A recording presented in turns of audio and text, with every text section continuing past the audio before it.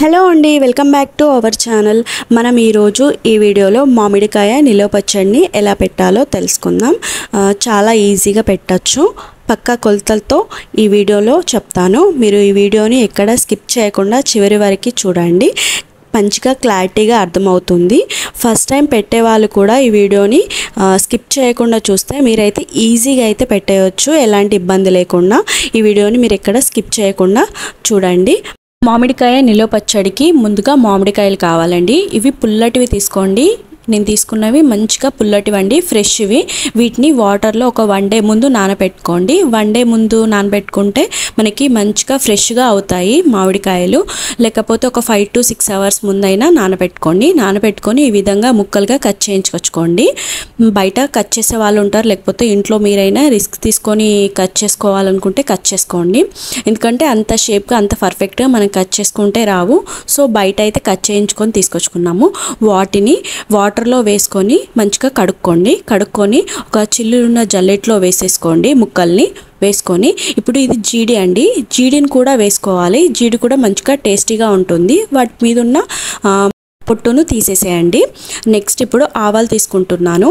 ఆవాలను వేయించుకోవాలి అండ్ నువ్వులు కూడా వేయించుకోవాలి.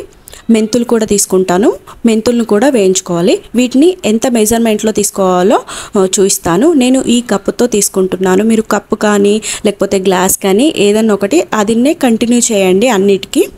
నేను ఈ కప్పుతోటి 1.5 కప్పు నువ్వులు, 1 కప్పు ఆవాలు, అందులో 1/2 కప్పు మెంతులు తీసుకుంటున్నాను.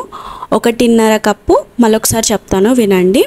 1.5 కప్పు నువ్వులు, 1 కప్పు ఆవాలు, 1/2 కప్పు మెంతులు తీసుకుంటున్నాను. వాటన్నిటిని వేయించుకొని దోరగా వేయించుకొని లో ఫ్లేమ్లో పెట్టుకొని వేయించుకొని మిక్సీ జార్లో వేసుకొని ఒక్కొక్కటి మంచిగా ఫైన్గా పౌడర్ చేసుకొని సైడ్కి పెట్టేసుకోండి. నేను 3టిని ఫైన్గా పౌడర్ చేసుకొని పెట్టుకున్నాను. నెక్స్ట్ కొద్దిగా ఒక 3 స్పూన్స్ ధనియాలు తీసుకొని ఆ విధంగా వక్కలుగా చేసుకోండి. ఒక 1/2 kg వెల్లుల్లిని పొట్టు లేకుండా మంచిగా శుభ్రంగా పొట్టు తీసి పెట్టుకోండి. వాటిని 3 పోర్షన్గా డివైడ్ చేసుకోండి.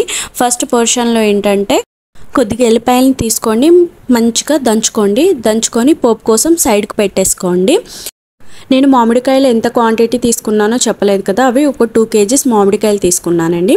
పోపు కోసం ఎల్లిపాయ దంచుకున్నాను. ఈ వెల్లుల్లి పచ్చడిలో వేయడానికండి.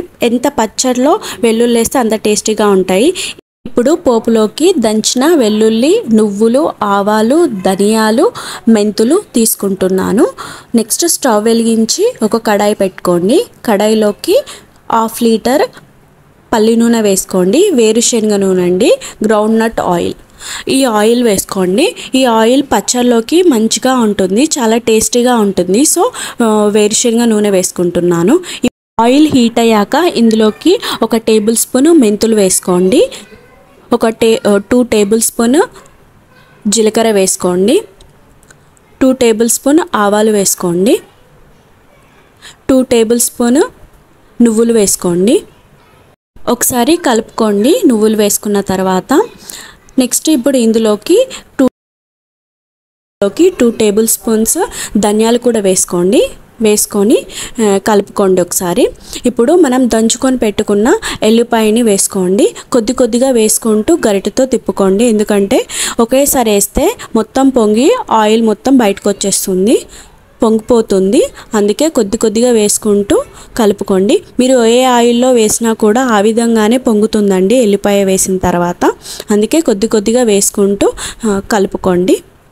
పోపు మాడిపోకుండా చూసుకోండి. గరిటెతో ఆ విధంగా తిప్పుతూ ఉండండి, లేకపోతే ఆయిల్ మొత్తం పొంగిపోతుంది. చూడండి, మనకి పోపు వేయడం రెడీ అయిపోయింది. ఎక్కడ మాడకుండా చూసుకోండి. పోపు వేసుకున్న తర్వాత ఈ పోపుని సైడ్కి పెట్టేయండి. ఇప్పుడు పచ్చడిని కలుపుకోవడానికి ఒక పెద్ద బేషన్ తీసుకోండి. నేను ఈ గ్లాస్ తోటి 2 గ్లాసుల కారం తీసుకుంటున్నాను. ఇదే గ్లాస్తో 2 గ్లాసుల సాల్ట్ వేసుకున్నాను. కొద్దిగా సాల్ట్ తక్కువ వేసుకున్నాను. ఇప్పుడు నా కారపొడిలో సాల్ట్ లేని కారపొడి అండి, అందుకే 2 గ్లాసులు తీసుకున్నాను సాల్ట్. లేకపోతే ఇంకొద్దిగా తక్కువే తీసుకోండి. పచ్చళ్ళలోకి ఎప్పుడైనా సాల్ట్ లేని కారపొడిలే కరెక్ట్గా మెజర్మెంట్కి సరిపోతాయి. ఒక 700 గ్రాముల వరకు కారము, ఒక 700 గ్రాముల వరకు సాల్ట్ తీసుకోండి. ఇప్పుడు ఈ ఎల్లిపాయల్ని మంచిగా మిక్సీ చేసుకొని ఫైన్గా పేస్ట్ చేసుకొని ఇందులో కలిపేసుకోండి ఈ కారపొడిలో. ఇప్పుడు ఇందులోకి మనం ముందుగా మిక్సీ చేసుకొని పెట్టుకున్న నువ్వుల పొడిని వేసేసుకోండి. నువ్వుల పొడి వేసుకొని మంచిగా కలుపుకోండి. కలుపుకున్న తర్వాత ఇందులోకి మనం ముందుగా ఫైన్గా పౌడర్ చేసుకొని పెట్టుకున్న ఆవ పొడిని కూడా వేసేసుకోండి. నెక్స్ట్ ఇందులోకి మెంతు పొడిని కూడా వేసేసుకొని మంచిగా కలిపేసుకోండి అన్నీ మిక్స్ అయ్యే విధంగా. ఇప్పుడు ఇందులోకి వెల్లుల్లి రెబ్బలు వేసుకోవాలి. పొట్టు లేకుండా చూసుకోండి. మంచిగా క్లీన్గా పొట్టు తీసుకోండి వెల్లుల్లి రెబ్బలవి. ఎంత ఎక్కువ వెల్లుల్లి రెబ్బలు వేసుకుంటే అంత టేస్టీ ఉంటుంది. మంచిగా మాగిన తర్వాత ఆ వెల్లుల్లి రెబ్బలు తింటే మంచిగా టేస్టీగా ఉంటాయి. ఎంత ఎక్కువైతే అంత వెల్లుల్లి రెబ్బలు వేసుకోండి. ఇప్పుడు ఈ కారపొడిలోకి పోపును వేసుకొని కలుపుకోండి. పోపు మొత్తం చల్లారిన తర్వాతనే కారపొడిలో వేసుకొని కలుపుకోండి. కారపొడి మొత్తము పోపుకు మంచిగా పట్టే విధంగా కలుపుకోండి. ఆ విధంగా గరిటెతో మంచిగా కలిపేసుకోండి. కలుపుకున్న తర్వాత ఇప్పుడు ఇందులోకి మామిడికాయ ముక్కలు వేసేసుకోవాలి. మామిడికాయ ముక్కల్ని జల్లెట్లో వేసాం కదా, వాటర్ మొత్తం పోయిన తర్వాత వేసేసుకోవాలి.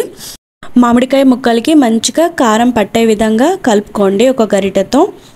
కలుపుకున్న తర్వాత తడిలిని డబ్బాలోకి కానీ గాజు సీసాలోకి కానీ జాడీలోకి కానీ ఈ మామిడికాయ పచ్చడిని వేసేసుకోవాలి. వేసుకొని ఒక 3 రోజులు సైడ్కి పెట్టేసేయండి. మామిడికాయ పచ్చడి మంచిగా మగ్గుతుంది 3 రోజులకి. 3 రోజుల తర్వాత ఓపెన్ చేసి చూడండి. మంచిగా ఆయిల్ మొత్తం పైకి వచ్చి ఉంటుంది. అప్పుడు మంచిగా ఒకసారి గరిటెతో మొత్తం కలిపేసుకొని టేస్ట్ చూసుకోండి. సాల్ట్ తక్కువగా ఉంటే సాల్ట్ యాడ్ చేసుకోండి. అప్పుడు మామిడికాయ నిలవ పచ్చడి సంవత్సరం మొత్తము ఫ్రెష్గా చాలా మంచిగా చాలా టేస్టీగా ఉంటుంది. మామిడికాయలు ఎంత పుల్లగా ఉంటే అంత మంచిగా ఉంటుంది టేస్ట్, మామిడికాయ పచ్చడి టేస్ట్. అప్పుడు మామిడికాయలు పుల్లగా ఉంటే ఇంకా మంచిగా మగ్గుతుంది పచ్చడి, అప్పుడు ఇంకా బాగా టేస్ట్ వస్తుంది. సో నేను జాడీలోకి మొత్తం ఎత్తేసుకొని మంచిగా జాడీ మూత పెట్టేసి ఒక 3 డేస్ వరకు సైడ్కి పెట్టేస్తాను. ఇప్పుడు ఇదే బేషన్లో కొద్దిగా రైస్ వేసుకొని కలుపుకొని తిందాము. పచ్చడి పెట్టిన దానికంటే ఈ లాస్ట్లో తిన్నప్పుడే మనకి భలే మజాగా అనిపిస్తుంది కదా. మీరు ఈ విధంగా ట్రై చేస్తారా? నాకైతే ఇలా తినడం చాలా ఇష్టం అండి. మీరు కూడా ఇలానే తింటే కామెంట్ సెక్షన్లో కామెంట్ చేయండి. హోప్ యూ ఈ వీడియో మీకు హెల్ప్ఫుల్ అవుతుందని అనుకుంటున్నాను. హెల్ప్ఫుల్ అయితే తప్పకుండా నా ఛానల్ని మీరు లైక్ చేయండి, షేర్ చేయండి, సబ్స్క్రైబ్ చేయడం మర్చిపోవద్దు. ఒకటి మర్చిపోయారు, సబ్స్క్రైబ్ చేశారా లేదో ఒకసారి చెక్ చేసుకోండి. సబ్స్క్రైబ్ చేయకపోతే సబ్స్క్రైబ్ చేసేసుకోండి. Thank you for watching.